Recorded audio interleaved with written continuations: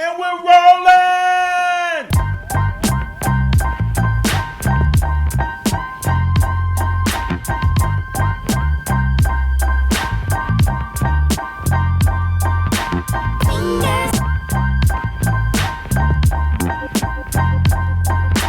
Welcome to Rolling with FD, with me, FD. And we want to talk today about the National. The National is coming up next week, June 28th through August 31st. And we can't wait to meet everybody out there.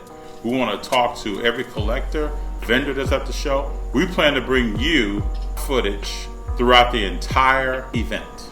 And again, the entire event. G and I are going to walk every table, talk to every vendor. We want to talk to those who are there to buy. This is a big event for us. I want to let you know my background. This would be the 6th National I went to. I went several years ago and saw Frank Robinson, did a lot of stuff at that show, got his autograph. It was very special to me. But here, now that we have this vlog show, we want to do more and more and more. But this year at the National, we want to interact with everyone that's there.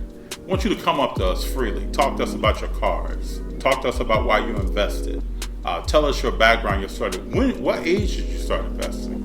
What are you looking for? What's your holy grail card? What are you looking for in the future in the market? Are you in basketball, baseball, boxing, football? What kind of cars do you collect? Are you Formula One racing? Are you soccer? We want to talk about it all. There's nothing off the table when you meet G and I at the show. And I want to let all of you out there know we want to hear all of your stories. It's very important to us. I have a story as a collector. G got into Pokemon cards when he was real young, and we all have a story. So please, as we interact with you and talk to you, I'm going to come up to tables as a buyer, looking to buy several cars that we'll talk about during those shows.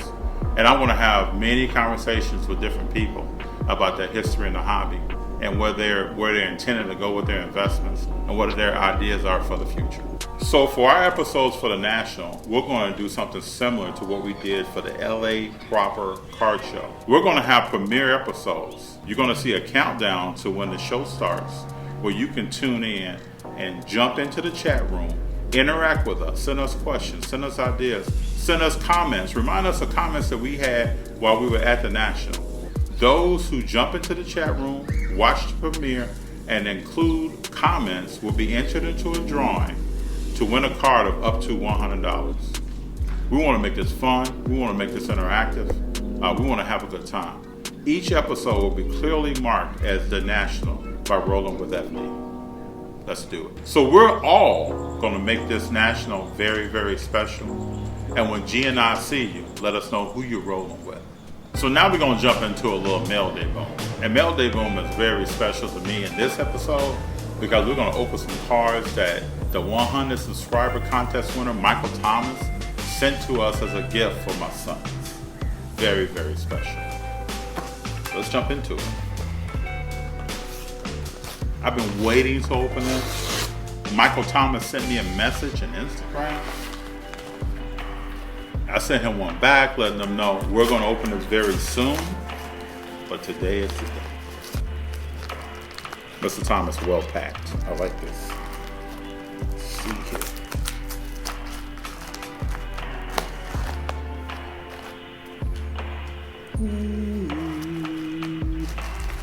Yeah. Oh, this is real nice. All right. So we got a 1969-70 scoring leaders with Lou Alcindor, Jerry West, and Elvin Hayes. It's a great card. Look at that thing. You see that clearly? This is a great card. Look at the back of it. Beautiful. You're talking about basketball history.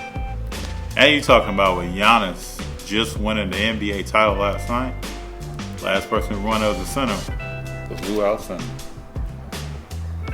Oh wow, nice card. We got an Ohtani here. Ooh, tops. Very nice. Great card. We got a Jordan end-to-end. Fleer 1995-96 Jordan. Very nice. Look at that. Very nice. But it ain't over with yet. We got a Wayne Gretzky Topps with the Oilers.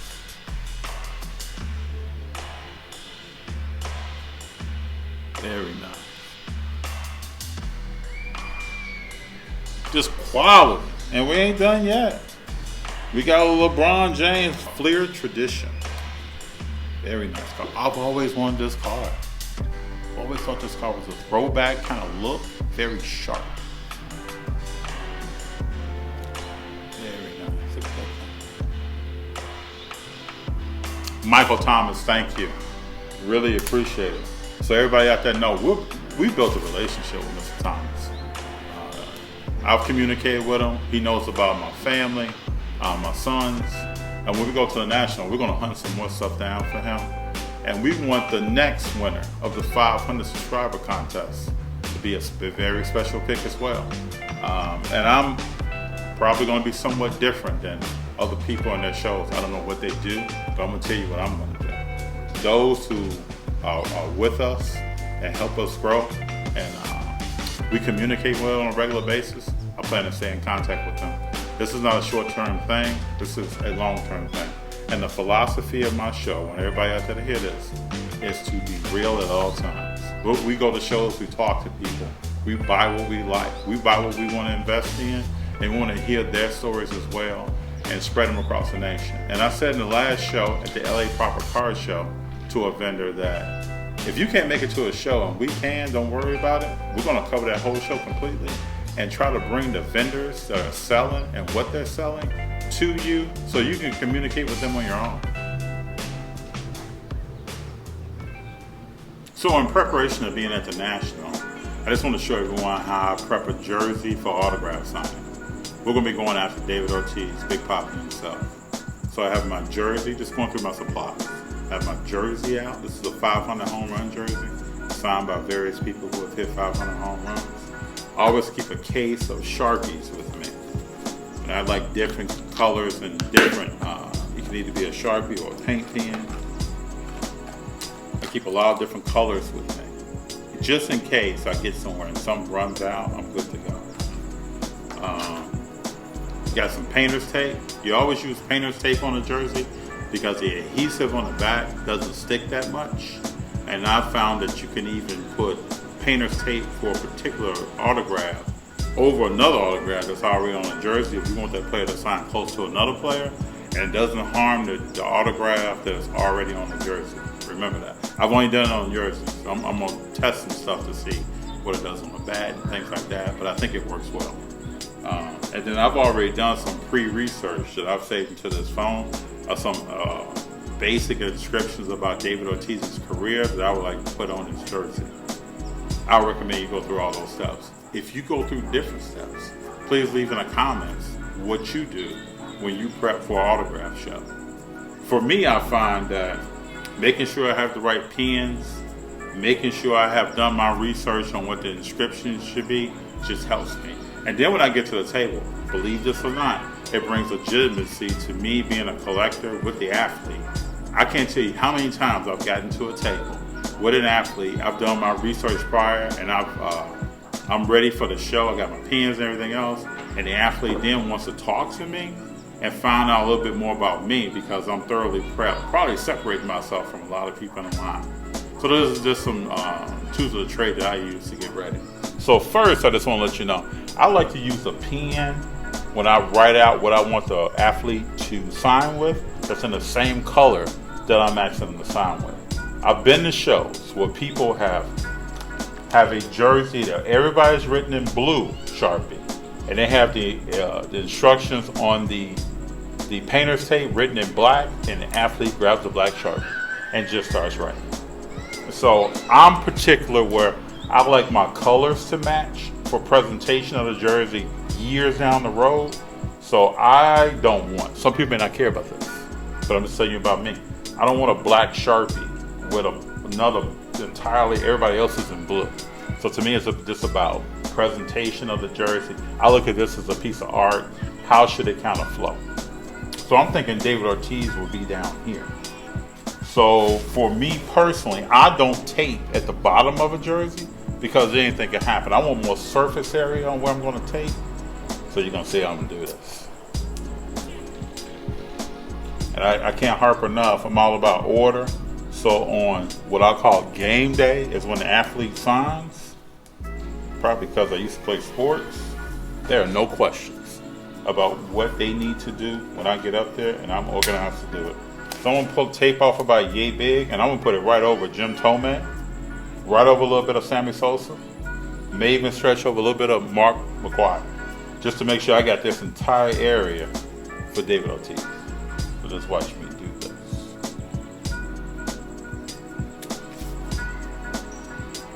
And I tear smaller pieces of tape so that I can get kind of the area for the signature that I want. Because if I stretch a long piece of tape out, I'm kind of locked into this line. But here I don't want that. And so this is my bottom base of what I'm writing. So all this is down here for Mr. Ortiz. And then I'm going to build my way back up from there.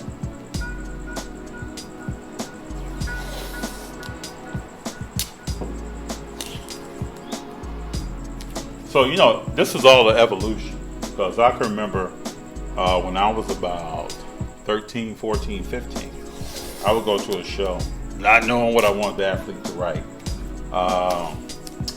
Not being able to read their personality on how they felt about certain things. Now I do extensive research. And it's beyond just like David Ortiz had 541 home runs. For me, it's beyond that. It's beyond him winning 3 World Series. So again, for me, it's just about being detailed. I've been to many autograph shows where the player may say, you may pay for two inscriptions. The player may say, after they sign the 2, what else you want?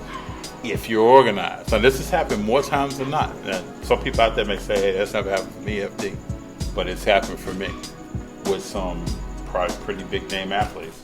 So if you are organized, you have your inscription list ready, you're ready for that situation. Let me get one more layer of tape on here to make sure we got enough room to write on. Put another layer here. I want to make sure I have full coverage. And again, if you don't do this, and you prep for an autograph show, you let me know what you do, okay? Because I really want to know. All right, so we know on this jersey, we want to write 541 home runs and 3-time World Series champ, right? Again, don't use black, use blue. So I'm gonna come in on this, and I'm gonna write in big letters. David. Here, I've overlapped my tape to make sure I'm not writing directly on the jersey. Don't make that mistake.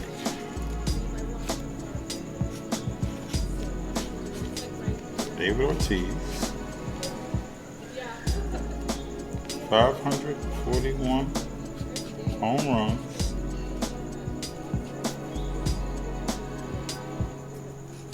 3 times World Series champ.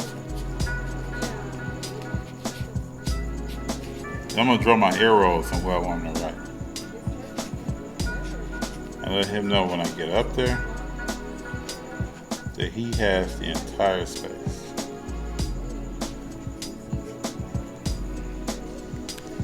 Okay? So now I'm going to couple this when I get up there with a conversation with Mr. Ortiz. I kind of read the athlete to understand what I want to talk about. Most of the time it's geared to their career. Another tidbit I want to tell everyone. When I get up to the athlete, I don't talk to the person sitting by the athlete. I've had that person over time, over years, probably over 30 years of getting autographs, many different things about what the athlete won't sign, what they won't do. They're only signing for 5 more minutes. There's always some kind of rush. I remember one time I went to a full team 49ers signing with Joe Montana, Steve Young, Jerry Rice, Roger Craig, bunch of people. I get up to the table with Steve Young. I have a Joe Montana jersey that I've had more than half the team sign. I put it in front of Steve Young. The person next to him says, You know that's a Joe Montana jersey, right? Believe me, I know that. So I talked directly to Mr. Young, told him what I wanted, what the jersey meant to me, why I was getting it signed by the whole team. He obliged me to sign whatever I wanted on it. Talk to the athlete. Don't talk to the person buying. That's just FD's advice. Let me know in the comments what you do. So right now, we're prepped for David Ortiz signing. We're good to go. I'm going to let him know when I get up there, you have this entire area. Or you could make this smaller if you wanted to. Let the athlete know where you want them to sign. I've told some people to sign big. You can see on here Willie McCovey back in the day took up this entire space when I told him to sign big. We all laughed. But that's just something that made it even more special to me. I can remember that story. I like to get in-person autographs as much as possible because each signature has a story behind it. Nowadays, though, there are some athletes that only do send-in. So if you like to get into the send-in game, jump into the send-in game. But that's what I'm doing. Let me know what you're doing. Boom. One more thing I wanted to give y'all is my ideas on the market right now. I've showed you shows that I've went to, vendors I've talked to, I've bought cards. We've talked about autographs. I've showed you a few things about autographs, but I just want to really talk to you about the state of the market right now. A lot of people have bought in the cards. The cards have dipped. We just watched last night Giannis win and the Milwaukee Bucks win the NBA championship. Now, a lot of people might have just start buying up Chris Paul cards. Might just start buying up Booker cards with an intention of a quick flip. After they won, they think the cards are going to go up exponentially to some value and then flip the card.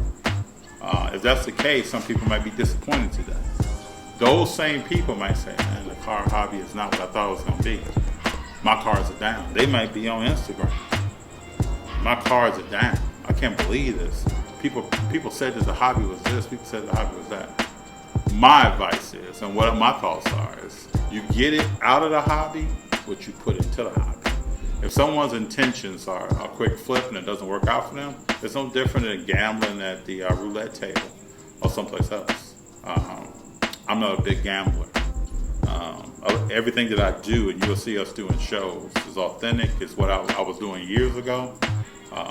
There are certain people that I'm bumping into at shows and talking to now with Rolling with FD that I've had conversations with a long time ago. I'm making long-term plays for myself. I'm buying Hall of Famers that have proven in their career what they can do. Those cards can dip some too, but we've seen that they don't dip with the same volatility. We've also seen that those Hall of Fame cards are coming out of their dip right now, while some unknown players or some players that have not proven themselves are still in the dip. So those are some things to think about. But I myself, and I know other investors, are investing in, again, Hall of Famers. Maybe some younger players who have Hall of Fame potential in the future. At least that's what the investor is thinking. They've kind of proven themselves. They've been all-stars for 6 years of their 8-year career. They've been to the playoffs. They've tried to lead a team through the first round. Now they've been in the second round. They're taking steps just like they saw Magic Johnson do, Michael Jordan do, Kevin Garnett do, Kobe Bryant. I remember when Kobe Bryant was in his first 3 years, because I was in college at the time, and he was shooting air balls in the playoffs against the Phoenix Suns. And people said back then, Kobe Bryant's going to be a bust. I remember when Kevin Garnett couldn't make it to the playoffs, and he was playing with other players in Minnesota. And people said, hey, this guy, he's going to be a guy who's going to have a lot of talent, a lot of potential. He's running around. He can't get it done in the playoffs. Everybody climbs. If you see a player climbing and you have a reason and a strategy of why you're invested in them, I don't see how you're losing that. Do you want their cards to grow at a 30% clip year after year? That may not happen. It may be something less than that. But it's still going to be more than putting your money in a savings account or a Roth IRA. And believe me, because I've checked them out both myself. The growth potential on those two things are not the same as investing in cards of Hall of Famers and people who have proved themselves. Now you got players coming out like LaMelo Ball. Everybody that watches the show know I believe in James Wiseman. And I want to know the person out there who thought Giannis 7-8 years ago, when he started his career, is the same Giannis now. Who said this guy's going to have 50 points, 14 rebounds, and 5 blocks in a closing, deciding game of the finals. I don't think anybody was saying that. So there are players out here who will be the next Giannis, who will be the next Kevin Garnett, or be as close to that equivalent as they can be in their game and how they play it. You just got to find those players. That's the joy of collecting. That's the joy of sitting and doing your due diligence. We talk about due diligence, but what is that really? That's looking at, that's being, I call it GM of my collection. I'm looking at talent, I'm assessing talent, and I'm understanding where it can go and how it's going to benefit me as far as the growth of my portfolio in sports cards or in sports collectibles. That's what I want to say right now about the hobby. It's still going up, it's still going places. We just got to be patient. It may not be, when you look at a graph a lot of times too, because I have a financial background as well, there's some blips in the graph. And 2020 might have been a blip. But please know that growth in the sports car hobby is not dead. And if you think it is, then let me see what cars you have that you want to sell, and you can have a conversation, because I think there's a lot more that's about to happen. The National, I believe, is going to be the start of the new area in the hobby. What's happening after the pandemic, then what's happening after the National. I believe it's going to be big things. There are others that are also saying the same thing. I'm a firm believer in that. But let me know what you think. Let me know in the comments what you think about your portfolio. Let's talk how to collect. Any questions that you have, you let me know. And I'll try to help you out as much as I can, answer some of them, give you some ideas. Even when we see each other in person, let's talk. Thank you for your time. Thank you for going through Mail Day Boom. Thank you for spending time with me as I open the cards from Michael Thomas. Michael Thomas, I really appreciate you. Thank you for sitting down and talking about the National. We're all excited about it. And when we see you, please talk to us, because we want to talk to you. Thank you for going through this as far as how I prep for David Ortiz. I can't wait to see him. Always wanted to see him. And when I hit the table, I think we're going to have a conversation. It's going to be cool. If you saw Jose Canseco, it's probably going to be more like that. Hey, before everybody goes, I want to send a special thank you to D. Zim. D. Zim is my friend from college. We played football together. First person I ever met on the team when I got there as a freshman. His grandmother, bless her soul, recently passed away. Made this grow and another one just like it for my young sons. And I want to say thank you. I wanted to put it in this episode. It means a lot to me. He doesn't know I'm doing this. He's going to be shocked right now. Very modest and humble person. But this means a lot to my family. Thank you, D. Zim, and family as well. Appreciate y'all. And on the backside, she put red, white, and blue checkerboard. Beautiful people. Thank you. G and I really appreciate you watching. Please subscribe, like, and click the notifications so that you can know when more videos are uploaded. Thank you very much. Appreciate you. Can't wait to see everyone soon. Bye-bye.